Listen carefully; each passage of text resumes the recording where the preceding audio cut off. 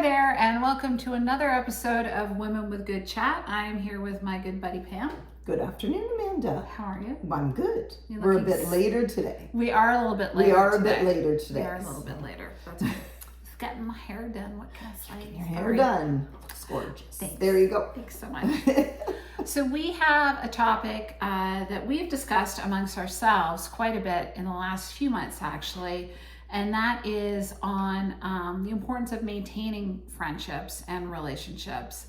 And it's actually a pretty meaty, chunky topic. So we might actually stretch this to 2 episodes because we think there's a lot of really cool things to touch on. Mm-hmm.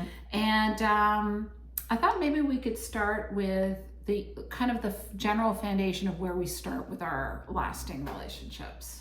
Yeah, that's great. I mean, because I think by the time we reach this point in our lives, we've probably had a number of places that those lasting relationships have come from, right? And I think when you and I were discussing earlier, we were talking about kind of having these baskets of relationships. So we've got relationships perhaps from when we were younger, depending on geographically what your life looked like. We've got baskets of people from work. We may have baskets of people we met when our children were younger, couples we've met through our partners.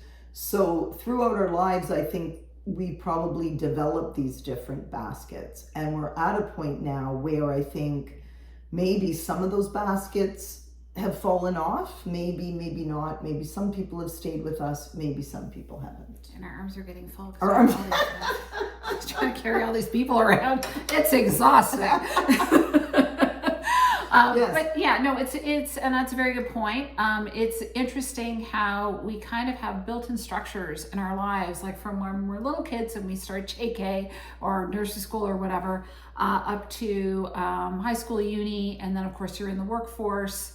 And then you may have a family, and then you develop friends through that. So there's all these structures as we grow up and mature as adults that it is the infrastructure of our relationships. Mm-hmm. So then when you reach this stage where you're retired, semi-retired, whatever, and life is changing and all these things are being thrown at you, which is a big part of why we started this whole thing, then what happens to those relationships and how do they morph into something else? Yes, I think so.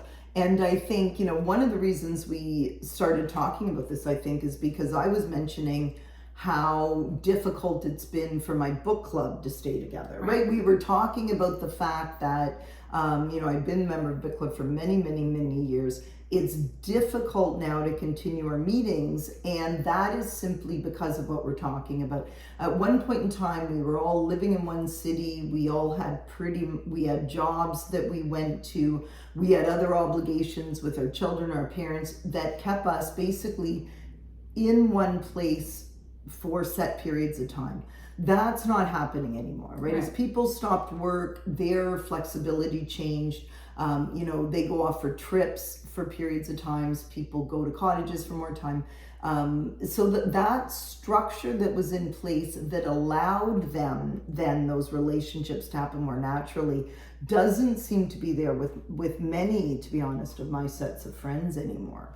So that has been a loss of physically seeing people, which has happened because we've moved through life and into our current Exactly. stage. And it's funny when you touch on the whole sort of work, family, all that, that's kind of, and then you've got kids activities. Mm-hmm. Like it's one of the busiest times in your life. Yep. And you're trying to maintain your partner relationship. Yes. It's one of the busiest times in your life, and yet because you are so structured, you can actually, it's like what they say, like when you're really busy, you can always get more done. Yes, absolutely. When you're not as busy, you get less done. Yeah. So you could schedule that in along with everything else. And now, yes, I'm in the same position where I have friends that are fully retired and they're traveling a lot. Mm-hmm.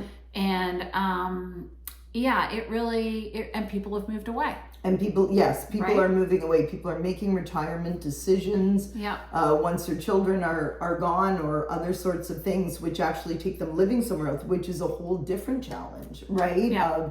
Of that. And then if you're used to getting together with people, even within that basket, let's say, now you've got people within that basket in different places at different times. Yeah. And it is very difficult to try to get that back together. So Absolutely. Yeah. Which brings up one thing I'm proud of us that you started. So Pam started this monthly get together. So first Thursday of every month, a bunch of moms get together and all their kids went to school together. I'm an honorary member because I had a business in the neighborhood. I got to know everybody.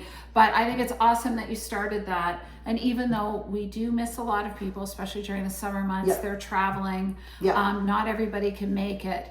I would say 98% of the time we maintain it. Yes. And Yeah.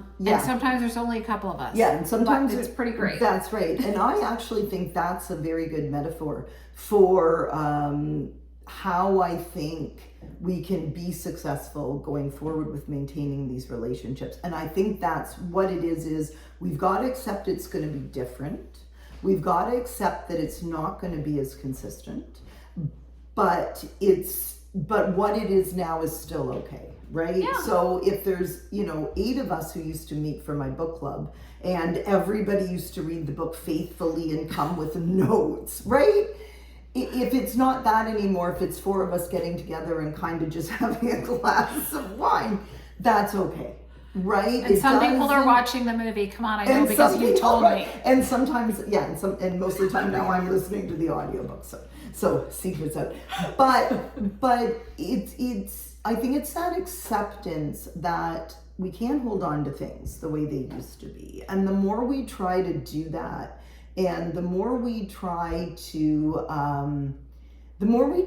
do that, the less we're going to be able to keep the positive parts of it, because we're simply not going to be able to keep things the way they used to be. But that doesn't mean that what they turn into now doesn't have value. It doesn't mean that what they turn into now isn't really important. It just means they're not what they're used to.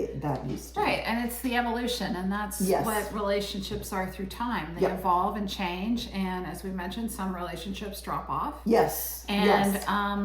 And some, we're able to maintain. And there's some people that you're not in contact with. We touched on this last episode for, many years. And then you reconnect somehow. Yes. And it's all good. And that's also worthwhile. Yeah. It is really interesting how things do change. And as we approach this sort of midlife or past midlife point, when our lives change through we're moving somewhere else, or we have a spouse that's passed, or we split with our spouse or partner, that can affect relationships. And I know it affected me, and I know people that it's affected where they're now single and they're not included in the couples groups anymore. Yes. Right? Yeah. And that can be a very painful thing. And I think as you age too, again, when we've said our lives don't naturally put us in social situations on a regular basis that naturally cultivate those relationships. So it can be lonely and it can be difficult. And I think also sometimes people at our age, there are groups of people who are looking to make new connections, but there are also groups of people who have enough connections. Right, who are not really looking. I mean, when I think about people our age, the advent of grandchildren at our age, you and I don't have grandchildren yet, but the advent of grandchildren. Far too young. Sorry. I do not feel too young. I do not feel, but I feel too old to wait. But I think that is a phase of life too. And when people sometimes move into that phase, those connections become so important that they no longer feel the need to have a lot of other new connections, especially new connections. So that can be lonely for people, I think, trying to form new connections at our age. It's difficult. Yeah. Yeah, and I think too that as you age, depending on what your friend group is, if most of your friends are maybe a little bit younger, then as you age, you might feel a little edged out of things. And that's also a little tricky. Yes. But you know what? If you get pushed out, screw them. Meet some other people. It's okay. I just wanted to touch on briefly that my partner and I are looking to move to Collingwood, and when we do, we're both outgoing people and we want to meet new people and get involved in the community and everything because we'll have time. So that will be a new evolution for us to make new friends. But I'm really looking forward to it. I think it'll be fun. Well, and I think, it is important at our age too to make new connections, right? Because the new connections can help bring out, I think, the parts of us that are important now. Because some of the problems with older connections are they can hold you where they were. Hence, when your husband gets together with his high school friends, it's kind of like, are we 14 again? I don't get it. You don't get it, right? So in the same way, the things we're trying to do now, right? If we're making connections through the things we're doing now, it's bringing out those aspects of our personality. I was saying, a volunteer opportunity. I thought I have made a very, very good friend now with that. And I think our friendship is really speaking to where we both are right now. The fact we are thinking about volunteerism and what that means and, where our community is right now and how we want to participate in it. That is something I can share with him that I wouldn't necessarily share with someone I've known forever. Because is he a similar age? He is a similar age. Okay, so he's in a similar position? He's in a similar age, he's in a similar position, and we're both thinking the same thing now about a certain aspect of our life. Whereas people I have known for years may not be at that stage. Right. So we're developing different aspects of ourselves through that new relationship. So I think that's important too, to think about continuing to meet new people. Yeah. So obviously this is quite a meaty topic, as I mentioned, and we will expand on this, I believe, in another episode. Yes, what do you think? Absolutely. Should we do I think that? there's more. Yes. Okay. Yes. And we love staying connected with you to stay on topic, and we'd love to get your comments on the episode. Drop a comment below. We love to hear from you, and we look forward to seeing you next time On Women with Good Chat. Nicely done. We'll see you soon. Chat soon.